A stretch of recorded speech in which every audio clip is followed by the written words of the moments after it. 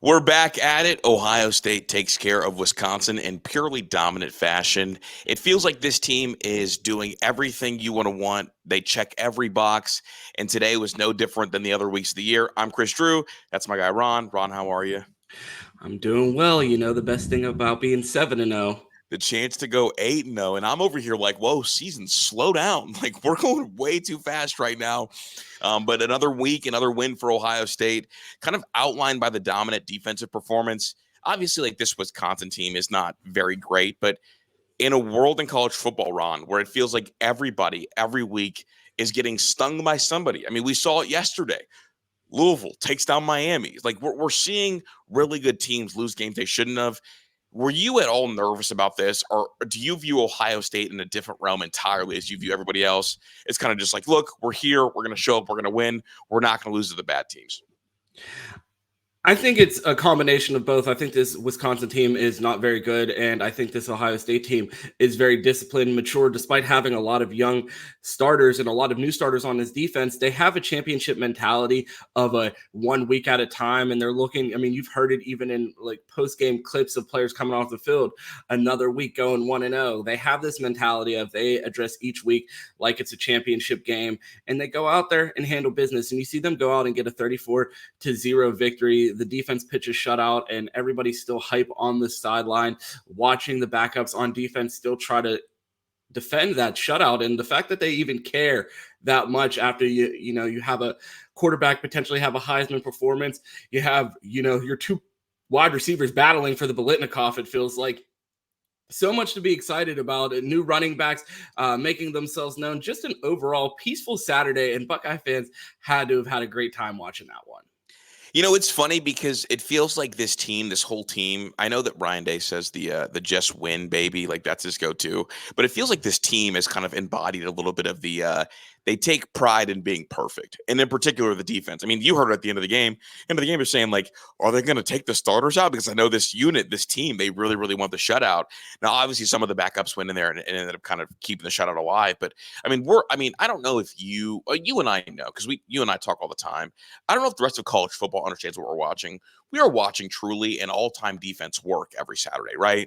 I mean, coming into this week, the Buckeyes points per game through 6 games played was the lowest since 1975. And I mean, we've seen some great defenses between now and 1975. So the standard that they're setting is extremely high, and they go out there and improve their points per game percentage by not giving up a single point to Wisconsin, truly in Death Star mode. And when you hear the announcer saying, hey, we got Caleb Downs and Arvell Reese, two of the best defenders in college football, and they're having a quiet game in a shutout victory. It just shows you the level of talent this team has. Lorenzo Styles was available for this game, but they did give Devin Sanchez the start again, his second start as a true freshman, and Jermaine Matthews at that nickel role. It just shows you how good this defense is. And it was nice to see Edric Houston out there as well, also healthy, contributing on the defense. And I'm interested to see his PFF grade after this game, or at least just watch him on the rewatch, because it felt like he had one of his better games, but it'll be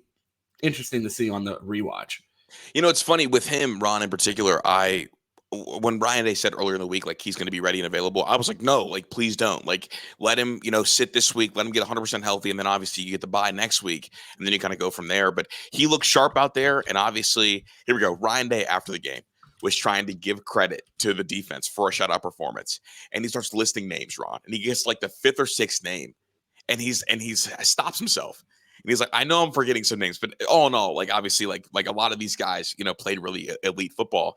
And for you, I guess when you watch this unit play, I don't know if you feel this way, but when I watch this unit, I'll start that. When I watch this unit play, I feel like every game I notice a new unit kind of taking over, and it's nice. It's nice. Absolutely. It's super exciting watching this team because it feels like each week you're watching them get better. You see things on film that they can improve on, but they're not fatal flaws. And you're watching new guys show their ability to do different things as far as now week 2 of Jermaine Matthews at that nickel spot. You're seeing Will Smith Jr. still get better week in and week out. Edric Houston is still finding his footing, and Tywon Malone has found a way to cement himself in that starting lineup. Kind of a forgotten guy, a transfer in from Ole Miss, a dual sport athlete down there. Everybody said he never took football serious. He needed to give up baseball to finally be the football player that everyone knew he could be. And it feels like now, after 2 years in Larry Johnson's room, he is that blue chip prospect that everyone expected him to be on the football field. And it's great to see. And a room that had a lot of questions coming into the season, to see them shoring it up. And a guy that we talked about last week, Jason Moore, just starting to get back into the rotation, a guy that you haven't seen a ton of, but you go back and you watch some of those goal line stands from last year. He's involved on some of those. 6'5", 315-pound defensive tackle getting healthy. That's just the more the merrier as far as that rotation goes for me. You know, it's funny. Some sports media, some prominent sports media, I think 3 or 4 weeks ago, said that no one in the country moves like Miami. And people talked about like the creatures argument. I look at Ohio State and it's like, I feel like we've got the creatures, because Jason Moore, I mean, he's gotten better and better and better. When I thought, honestly, anything you got from him was going to be kind of sprinkles on top, because I didn't think he was going to be good enough to play here. So, I mean, at least right now, things are hitting on all cylinders. And I would like, again, I'm once again asking for the people that try to tell Ron and I that Matt Patricia was a horrible hire. Are you still around? Because here we are. It's week 8. We just completed week 8, Ron. And I'm going to ask you a point blank question. Be super, super honest. Are you shocked at all about the shutout?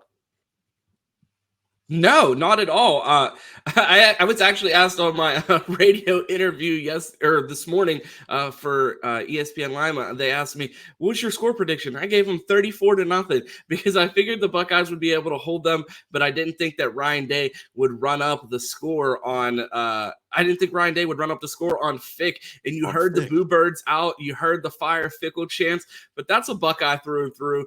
Ohio State fans love him. Ryan Day and this coaching staff love him, and they, know how hard it is to be a head coach in the Big Ten and don't want to see him go out like this at Wisconsin. And I felt like the Buckeyes showed a little mercy there, because once a Buckeye, always a Buckeye. So, you hate to see the Buckeyes do that to Luke Fickell, but at the same time, you love it because, man, this defense is something special.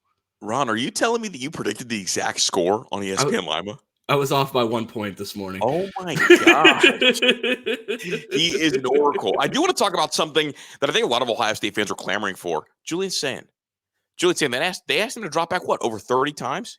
42 pass attempts, I believe he had to say. Let me get the exact stat. He had, 42 passing attempts, 36 completions, and 4 touchdowns. We talked about this a little bit last week. We're struggling in the run game. Hear me out. Might be a little crazy. Just a Hall of Fame Twitter coach here. But how about we open up the run game with the pass? And you see the Buckeyes do a little bit of that today. Julian Sayin really airing it out, and a little bit of a rotation at the running back position. Carnell Tate has himself a day. Brandon Ennis gets involved in it. But you see the trophy right there, glistening right on the screen. He has to be the Heisman favorite at this point. No, they're the number 1 team in the country. He's throwing for almost 400 yards in a game. He's 4 touchdowns, 0 interceptions. He only has, 3 interceptions on the year, and they're against Grambling and Ohio. And in that Grambling game, I believe he only had 2 interceptions. The ball didn't hit the ground in that game. This is a guy that, I saw Michigan fans tweeting, I'm not able to watch the Ohio State game, but does that guy Julian Sayin ever throw incompletions? You look at the box score and it's like, this guy just don't miss. He don't miss. And you think about it, you see him, you see this Heisman conversation and what he's doing. Is he trying to win himself the Heisman by not throwing it to Jeremiah Smith? He's like, I'm winning this because I don't want my teammate to steal it from me. That's the limiter, right? It's like if Julian Sayin, or if Jeremiah, or if Carnell Tate, or if Arvo Reese, if they're not in New York this year, one of them at least, it's because the others were too good. It's like, I've said this with Tyler before, that the Heisman Trophy is our Superman is the best Superman in college football is kind of where it's headed. And, Ohio State just has a bunch of Supermans. But what Julian Sayin did today, and I'm going to make probably an unfair comparison, it felt very Drew Brees-esque. It felt like, okay, you want to run zone? I'm here, 7, here, 8, here, 9, here, 3, here, 4. Oh, you want to play man? I can throw it over your heads too because you got too many guys creeping up. Like it felt very Drew Breesy, and that's not a slight or kind of me trying to put too much expectation on him, but it's more speaking about the thing that I think is Julian Sayin's greatest trait, and it is ball placement in those medium to to those 10 to 20-yard throws. Like everything is on the face mask. Everything's a dot, and the ball looks really catchable. It is a joy watching him play. And I know that like he's going to get criticized somehow, some way by national media. But the way he dices teams up, it's very Ryan Day in the sense that it's very surgical. Am I wrong? Very surgical through the first drive. He was 8 for 8 and completed passes to 5 different receivers. I mean, he has no problem distributing it to this offense. And when you have a team this loaded with weapons, a tight end room that you are comfortable going 5 deep into, you have a wide receiver room that today they felt comfortable going 5 deep into. The running backs, you have a former tight end playing running back. You have 2 other running backs that are capable of catching the ball out of the backfield. There's weapons all over this offense. And aside from one issue on the offensive line, he has one of the better offensive lines in the country in front of him. So when he gets an opportunity to wheel and deal, he really takes advantage of it. And you see him show everybody in the country that he is the most accurate quarterback in America. Yeah, I want to talk about one of his weapons because, it's going to become a conversation in sports media. It's not going to be a conversation with me, but it is, I guess, valid at least. Carnell Tate has been incredible as of late. And it looks and feels sometimes like he is the number one on this team. Now, we know that Jeremiah Smith is generational. He's chosen. But this is the closest thing, I think, to what? Like Jamar Chase and Justin Jefferson at LSU? Like what Carnell Tate has been able to do has been incredible. And it's like, okay, like you guys want to give all that attention to Jeremiah Smith? Sweet. Oh, you still want to give Carnell Tate a little bit more attention? Cool. Like he can beat 2 guys also. Like Carnell Tate, watching him play, it's smooth, but then you're talking about a big, physical, fast athlete that's a hands catcher, and he has himself a day. And again, you said it earlier, you kind of alluded to it. Are they going to have 2 Biletnikoff finalists? It feels like it. Carnell Tate seems to be cementing himself as the number 1 wide receiver off the board in this upcoming draft. And that's crazy to think when he plays with the number 1 wide receiver off next year's draft, the following year in Jeremiah Smith. And Ryan Day talked about how guys cannot be selfish in the pursuit of a national championship. And they just show how selfless they are in that wide receiver room. You watched Carnell Tate take a backseat to a true freshman last year to a national championship run, and you're seeing him get his opportunity now with countless deep shots to him this season.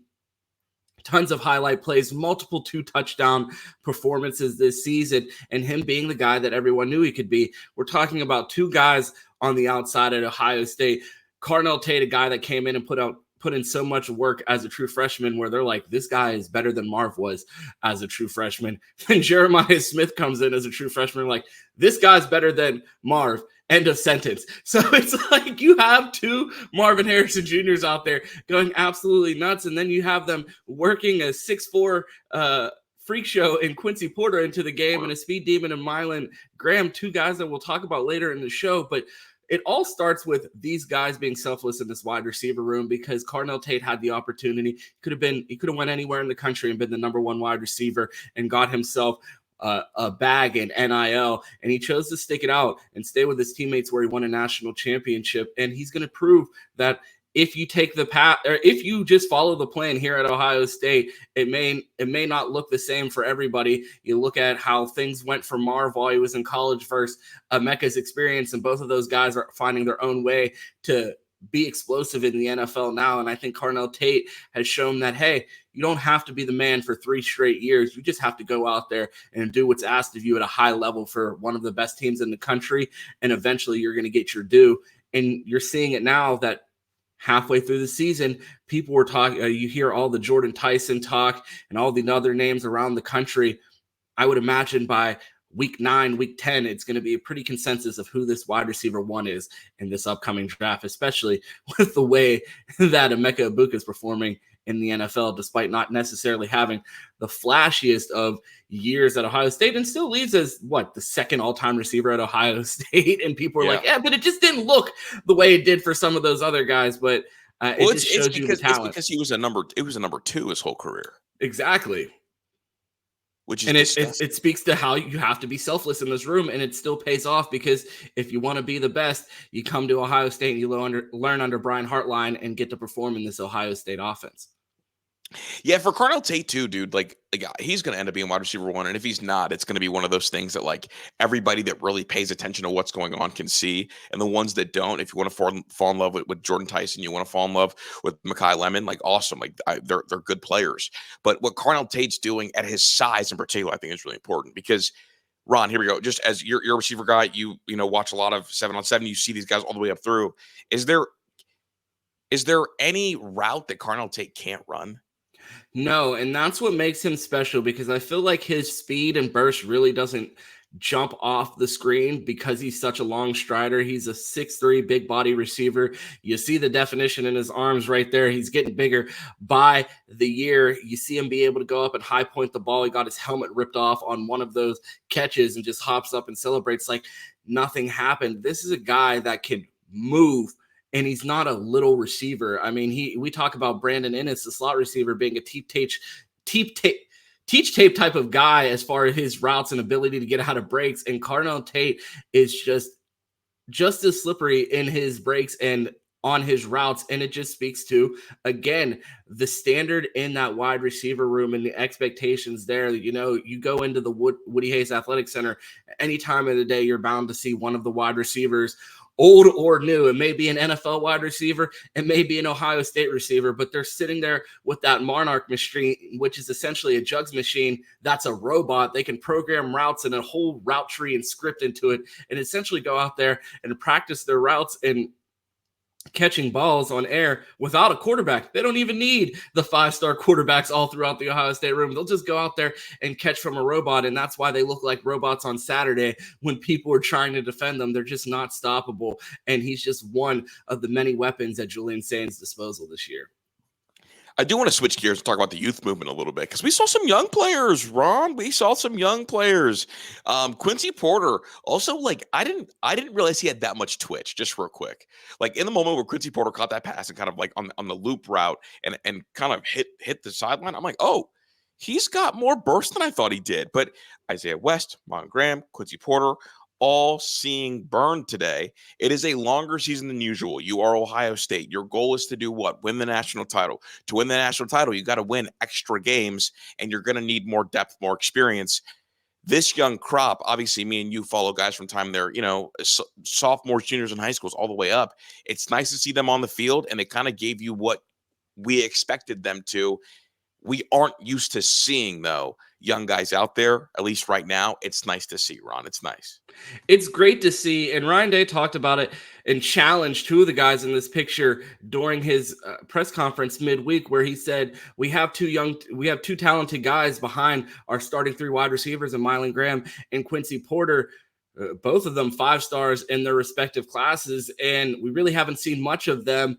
And you see both of them get opportunities, and they weren't just, hey, go out there, Carnell needs a breather, block on this run play. It was, hey, we're going to target these guys because we may need them down the road. And you see Brandon Ennis get banged up. Quincy Porter comes in on that play, and Carnell Tate catches a touchdown on that play. So just to see them comfortable and realizing, hey, we're getting into the second half of the season. We need to get some of these guys ready to go because they may have to play in meaningful minutes. It's just a concentrated effort to get these guys on the field on a regular basis, and something that we didn't really see in the past. It felt like in years past under Ryan Day, it was just get through the season, try to get the win by any means, and I'll worry about the young guys later. And now you see these young guys playing in meaningful minutes. And speaking of the youth movement, we have potentially 2 running backs from the freshman class that are going to be contributors. Yeah. Isaiah West contributions continue to go up each week, and he looks good in that 32. It reminds me of another 32 that looked pretty special during the national championship run. It's been a lot of questions about this running back room, especially with the struggles and low yards per carry last week against Illinois. And it feels like James Peoples and CJ Donaldson are leaving the door wide open for these freshman backs to find a role on this team. And you like the tough running that you're seeing out of CJ Donaldson. It seems like he's really locking down that power back role, but these other two backs in Bo Jackson and Isaiah West are really showing the type of explosion they could add to this offense. And we've talked about the national championship runs, how important, and not even through the national championship run, all throughout Travion Henderson's career, it felt like he was bailing the Buckeyes out with massive run plays when the offense would stall, and you'd be able to get one of those home run plays out of the running back room. And it feels like Isaiah West and Bo Jackson possess that. So if they're able to really get him rolling, get this wide receiver rotation into a 4 to 5 man rotation, especially with Brandon Ennis appearing to be banged up. He grabs that touchdown at the end of the game, but that's something that you're going to want to monitor. He still came up limping even after celebrating on that play. So you're going to want to keep an eye out there, but with the way those two played, make sure he gets healthy and get him that rest, just like you're seeing them handle Lorenzo Styles now. If you have capable players out there flashing and showing that they're able to handle the role given to them, there's no need to rush guys back when you plan to play potentially 17 games this year. Yeah, bye week definitely coming at a great time. I want to ask you, Ron, of these three young guys that we're starting to see kind of get sprinkled in there more and more and more, which one of them do you think is going to become most important for this team as they hope to go repeat and win a national title? Isaiah West, because I feel like carries are up for grabs in that wide receiver room. I mean, in that running back room. And as this season goes on, I feel like the politics start to go out the window with this team. Like, they really don't care about feelings when it comes time to beating that team up north and winning in the playoffs. So if Isaiah West is able to prove that he deserves these carries, I think he has the largest opportunity to get on the field. The problem with the other two is what position they play. You saw Brandon Ennis go out and Quincy Porter comes in. They move. It's either Carnell or Jeremiah into the slot. They really don't feel comfortable bringing in a slot wide receiver for Brandon Ennis. They usually move one of the X or Z inside and bring one of these guys in. Quincy Porter, the backup X for Jeremiah Smith, Mylon Graham, the backup Z for Carnell Tate. And so it'll be interesting to see, do they find something that they're comfortable doing with one of these two guys coming onto the field and kicking the starting X or Z in Carnell or Jeremiah inside and give these two guys an opportunity? I feel like a lot of people have been screaming for a Brandon Ennis replacement in the slot, and the staff seems to be telling you, we believe this is our best slot receiver. We're going to just have to find other ways to get these two on the field. And most of the time that you saw them on the field, aside from when Brandon Ennis was hurt, was them in 11 personnel with Brandon Ennis. So just shows you the faith that the staff has in Ennis, but also the belief that they have in these two, that they feel comfortable taking a guy like Jeremiah Smith or Carnell Tate off the field for two talented wide receivers like these guys. Yeah, I think they like Carnell Tate in the slot whenever BI goes out, but I believe that they even let Quincy Porter take, I believe, a rep or two in that slot spot. But I think Carnell Tate is going to be the answer if BI needs a couple weeks out, just because, like we just talked about it, the skill set. He can run every single route on the route tree, and I know that Ryan Day likes the two. Here we go. That slot position in a Ryan Day offense is a position of trust, right? Like, I need to trust that you know exactly where you're going to be. I need to trust that you've got good hands. And like our outside, like we like you guys outside, but we look to you for more like the explosive twitch monster plays that we think Mylon Graham and Quincy Porter both are. So, you know, I agree with you. And, you know, I know that people are clamoring for a slot replacement. Ryan Day told us today, like you just said, it's not happening. So quit asking. We're not doing it. And obviously, like, welcome back, Nick Saban, because I believe that is what Ryan Day is. But all in all, man, it's just like when we watch games like this, it's fun to talk about. It's fun to kind of pick apart. But at the end of the day, like we're looking at a team that seems to check off every single box every single week. And then additionally, they show something that, you know, maybe we're concerned about. They show, no, look, Julian Sayin can drop back 40 plus times. We could do that. I do want to ask you, what is your concern level with the run game? Or do you believe that this team will get this thing figured out? There were some issues at one of the guard spots today. Don't want to single anybody out, but the run game obviously is like the last missing piece. You know, we can single out whoever we want, but I want to ask you your concern level and then kind of open that door.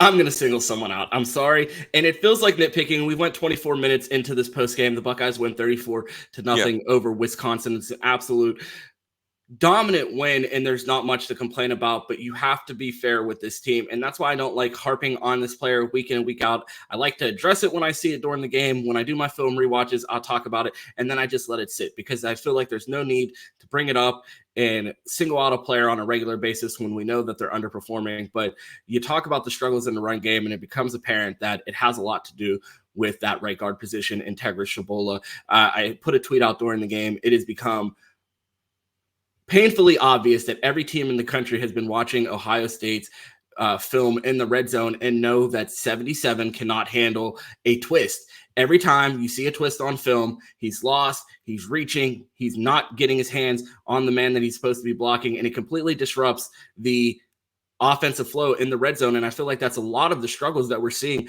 with the red zone running game. And I think it starts with 77. You saw Josh Padilla get in the game, again, a name that we keep hearing, but then you see Integra Shabola back out there. It's just that constant tug and pull of, you were a national championship caliber guard last year. You started in the national championship all throughout that playoff run.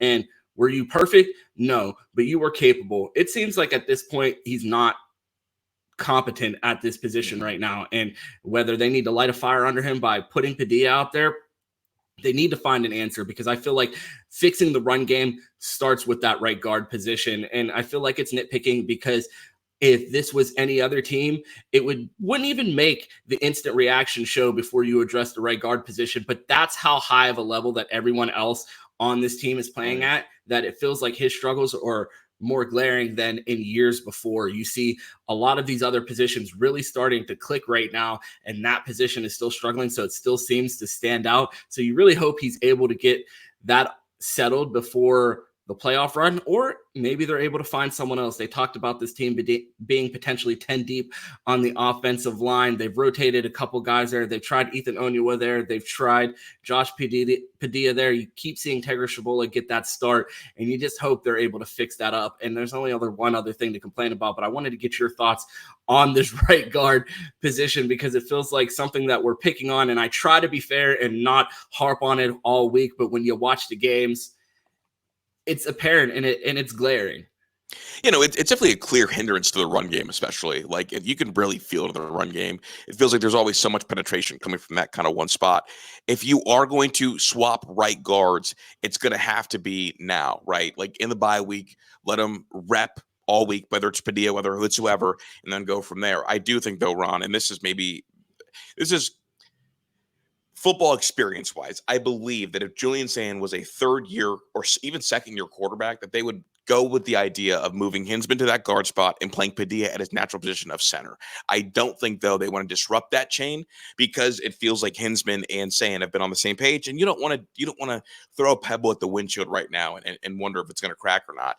But if you're going to do it, I feel like it's right now. And I think if you play Padilla there after the bye week, Ron, I believe that sets you up to kind of get him experience and at least see him learn and grow, because right now it feels like just Tegra is what he is. Like, it doesn't feel like Tegra's getting any better. In fact, it feels like he's getting worse.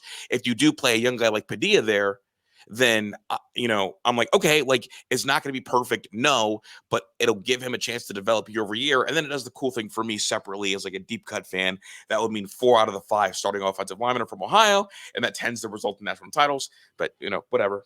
No, I guess Tegra is from Ohio as well, so it doesn't even matter. Doesn't even improve it. yeah, there you go. But for me, like, it's frustrating to watch. It's hard to watch, and I think that like, if they get that spot, Ron, playing at a C- level, the run game takes a significant leap, because we've seen Bo Jackson make guys right a lot when they're wrong. Like, we've seen Bo Jackson be so good with his vision, so good with his burst, that even when Tegra gets blown up, he's made a play. Now, imagine if we're able to get, 5 or 6 more wins over the course of a game in the run game. Like, you're going to see this run game, like, hit new heights. So that's honestly the most frustrating thing. And honestly, like, that's kind of the final. Oh, no. Okay. You're right. Throw it up. Let's do it. Go. The most frustrating thing has been this duo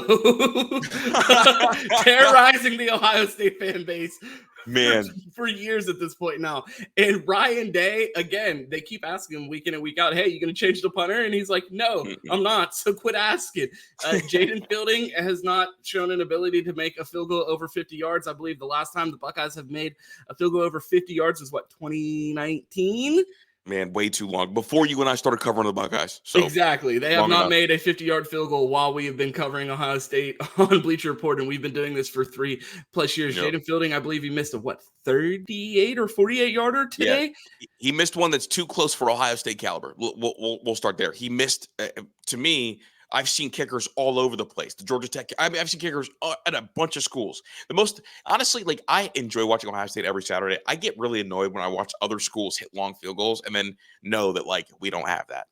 We have one of the best soccer teams in the country, one of the worst special teams. I mean, the Buckeyes are struggling to punt the ball 40 yards. They're struggling to make field goals under 45. You just hope the Buckeyes are able to sort out the special teams here. And Chris, I don't like to normally do this, but I may owe Parker Fleming an apology because the special teams are just as terrible as they were when he was coaching. So I don't know if I can necessarily blame him for the special team struggles, because it seems like regardless of if they're paying someone $500,000 a year as a special teams coach, or if they're paying an analyst $100,000 a year, we're getting the same results. So I don't know what to do there, but hey, they were able to win the national championship with those same struggles. And Jaden Fielding, I believe, only missed one field goal throughout that national championship run. So again, I guess you're going to have to put him in the same category as Tegra Shabola and Jaden Fielding and Tegra Shabola in the same category of, we watched the Buckeyes win a national championship with them before.